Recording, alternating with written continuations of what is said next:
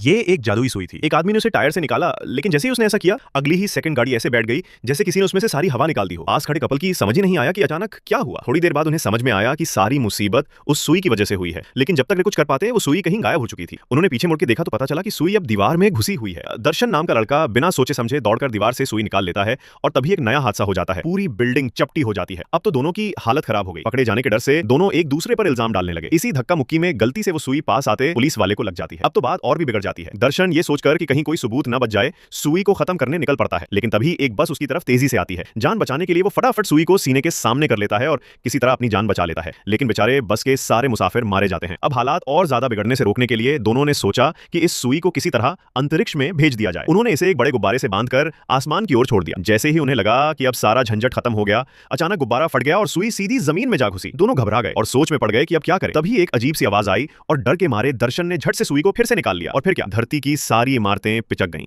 किसी ने सोचा भी नहीं था कि एक छोटी सी सुई पूरी धरती को बर्बाद कर सकती है।